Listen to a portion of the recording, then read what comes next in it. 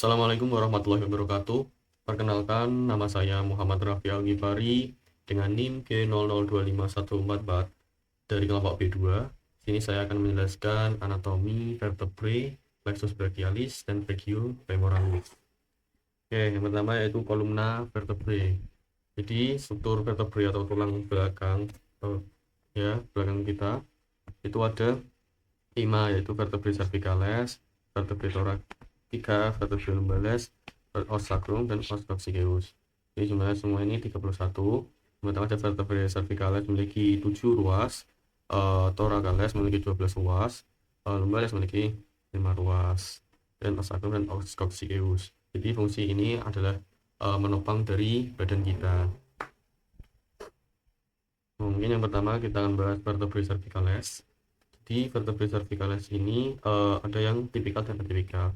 Untuk yang tipikal itu ini strukturnya hampir sama antar vertebrenya, dan untuk yang atipikal itu ada os atlas, aksis, dan vertebrae cervicalis ke-7. Oke, yang pertama kita akan bahas os atlas. Di os atlas ini dia akan menyangga dari kepala kita melalui facies articularis superior. Nah, ini dia akan berartikulasi dengan os occipital yang memiliki foramen vertebral yang akan dilewati nervus atau di bawah nantinya, juga memiliki prosesus transversus, dan juga memiliki foramen transversarium, dan dia memiliki fovea dentis ini untuk menempelnya dari facies articularis anterior dari os aksis. Dia memiliki tuberculum anterius, tuberculum posterius, dan sulcus vertebra, sulcus arteri vertebra. Nah, untuk tampak inferior, dia juga memiliki facies articularis inferior yang akan berartikulasi dengan os aksis. Dan yang kedua itu os aksis atau vertebrae cervicalis kedua memiliki struktur yang menonjol ini seperti gigi, zigut, dens aksis. Nah, di sini juga facies articularis anterior untuk nanti di fovea dentis. Kemudian memiliki prosesus articularis atau juga bufisi superior, memiliki pediculus arcus vertebrae, dan memiliki corpus. Atlas kan tadi tidak memiliki corpus. Dan juga di sini masih ada prosesus transversus dan foramennya, foramen transversus, dan memiliki facies articularis inferior. Oke, kemudian vertebrae cervicalis ketiga, dan ini yang bentuk tipikal. Jadi dia memiliki korpus yang lebih besar dan masih memiliki foramen transversarium, juga prosesus transversus. Jadi ada dua penonjolan, yaitu tuberculum anterior dan posterior. Dia memiliki facies articularis inferior dan memiliki prosesus spinosus yang bifida. Bifida ini bi artinya dua, jadi mencapai dua. Ini bersama, dan juga memiliki foramen vertebral. Lanjut ke vertebrae cervicalis ke-7, dia juga memiliki korpus, memiliki foramen transversarium. Jadi intinya dari vertebrae cervicalis ke-7 ini dia memiliki foramen transversus yang tidak dimiliki oleh vertebrae cervicalis lainnya. Kemudian ada foramen vertebral, ada sulcus nervi spinalis, masih ada prosesus transversus juga. Nah, ciri-ciri vertebrae cervicalis ke-7 yang paling menonjol yaitu memiliki prosesus spinosus yang panjang. Tuh, lanjut ke vertebrae kedua yaitu vertebrae thoracica atau thoracalis. Ini dia memiliki korpus yang bentuknya seperti hati atau jantung. Kemudian memiliki foramen vertebral dan tidak memiliki foramen transversus yang seperti cervicalis tadi.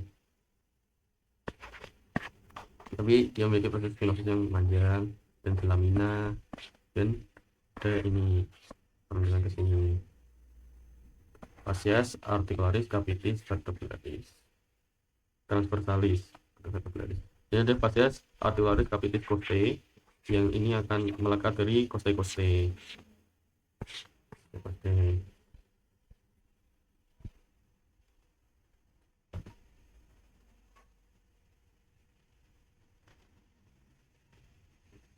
Kemudian ada tampak lateral.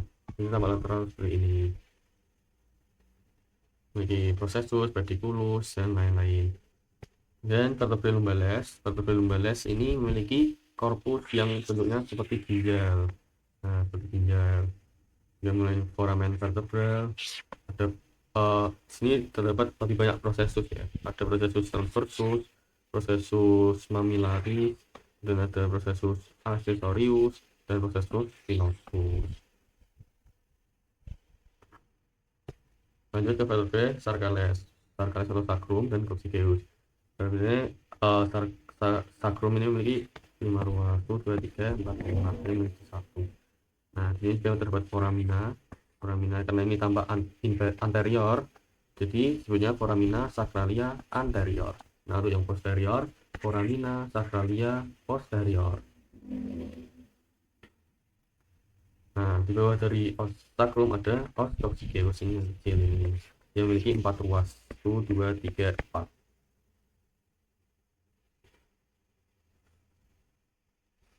Gitu. Nah, di sacrum tadi juga memiliki facies auricularis yang nanti akan bertemu dengan pelvis. Auricularis karena bentuknya seperti kuping atau telinga. Dan ligamen dan artikulasio. Ini saya akan menjelaskan artikulasio terlebih dahulu.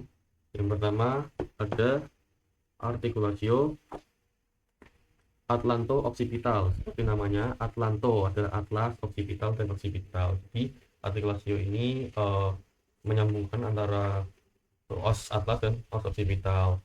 Kemudian ada artikulasio atlanto-axialis. Ini yang bagian lateral. Nah, atlanto-axialis, atlanto adalah atlas dan aksial adalah aksis tadi, kata cervicalis kedua tadi. Kemudian ada artikulasio zygapophysis. Ini terbentuk dari prosesus articularis superior dari vertebrae yang ini, lalu yang bawah, dan articularis inferior dari yang di atasnya. Yang di atasnya itu inferior, yang di bawahnya ini superior fasiesnya. Ini artikulasio zygapophysis. Kemudian ada artikulasio ancovertebralis. Jadi terbentuk dari prosesus uncinati dari cervicalis ketiga atau keempat atau ke-6 atau ke-7. Itu ini ancovertebralis. Dan ligamen ini ada ligamen longitudinal anterior. Jadi dia akan menyelubungi dari korpus vertebrae di bagian anterior. Kemudian ada intertransversarium, jadi antar transversarium, jadi antar prosesus transversarium. Ligamen costotransversarium superior, capitis costae. Lanjut ada ligamen longitudinal posterior. Jadi ada anterior, ada posterior. Dan bagian yang belakangnya. Ada ligamen supraspinal. Ada supraspinal dan interspinal. Interspinal ini menghubungkan antara prosesus spinosus yang berdekatan, dan supraspinal menghubungkan prosesus spinosus dari vertebrae cervicalis ke-7 sampai sacrum. Dan ada ligamen alaria. Ini seperti sayap. Ada ligamen artitis tempis. Oke, baik, lanjut yang kedua, yaitu akan membahas plexus brachialis. Plexus brachialis adalah saraf-saraf atau yang menginervasi dari regio lengan atas kita. Jadi memiliki rangkaian dan susunan. Seperti yang pertama ada trunci, 3 trunci dan 3 fasciculus, dan juga beserta dengan saraf-sarafnya nanti. Jadi untuk trunci ada superior, medial, dan inferior. Jadi superior ini dari cervicalis ke-5, cervicalis ke-6, dan untuk yang medius ini cervicalis ke-7. Untuk yang inferior di cervicalis yang ke ini, yang di bawah ini.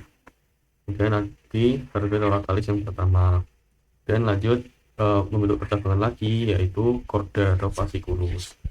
Nah, di chorda ini ada yang lateral, posterior, dan medial. Kemudian setelah di chorda atau fasciculus akan membentuk percabangan saraf-saraf.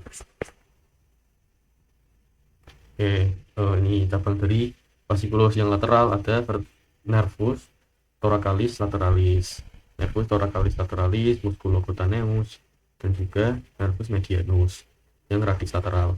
Dan di fasciculus medial dan thoracalis medial, cutaneus brachymedialis, dan cutaneus antebrachymedialis, nervus ulnaris, dan nervus medianus yang radix medial.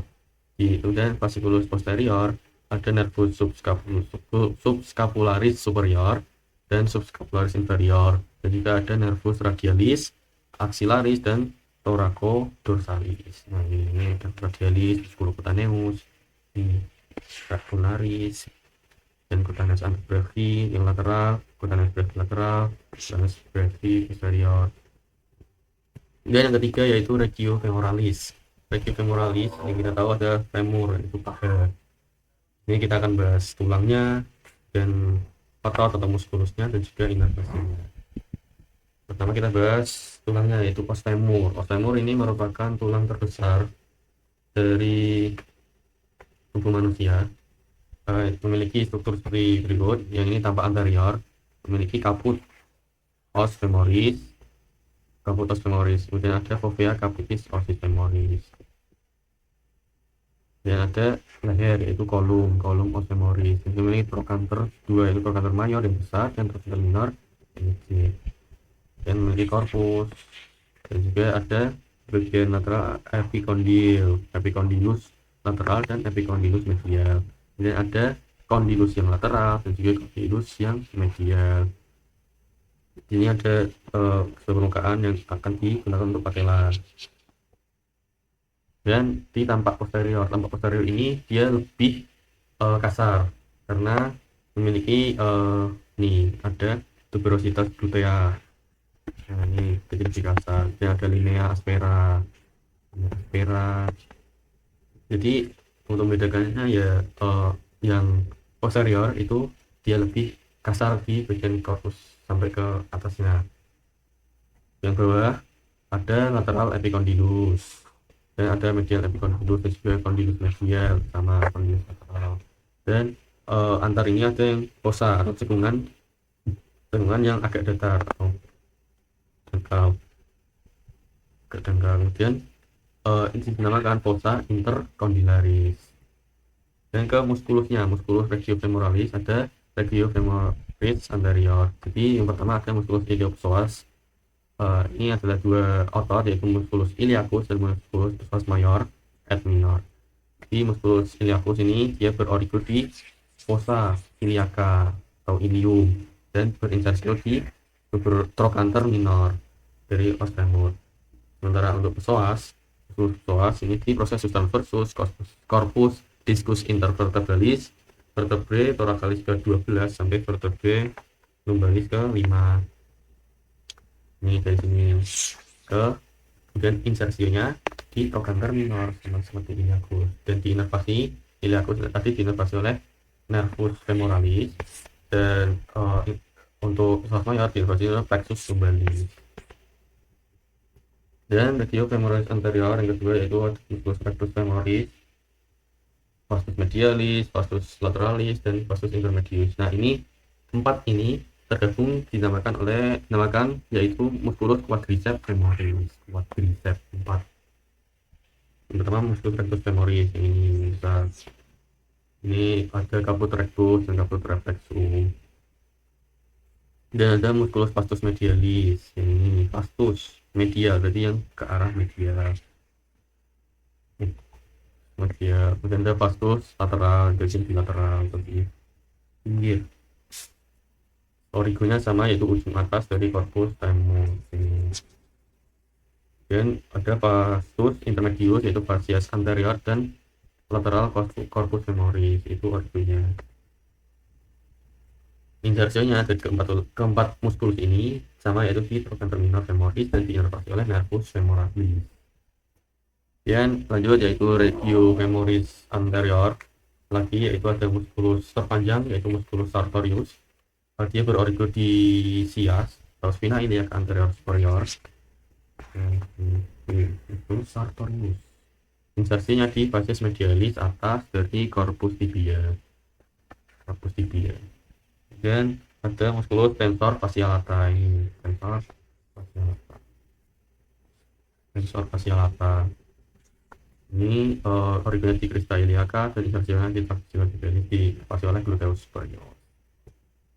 Dan ada regio femoris medial, ada musculus gracilis, adductor longus, adductor brevis, dan adductor magnus, dan obturator externus. Di pertama ada musculus gracilis, ini gracilis, originnya di ramus inferior of pubis. Insertio ada di facies media superior dari corpus tibia. Ini ada musculus adductor longus, adductor brevis, dan adductor magnus.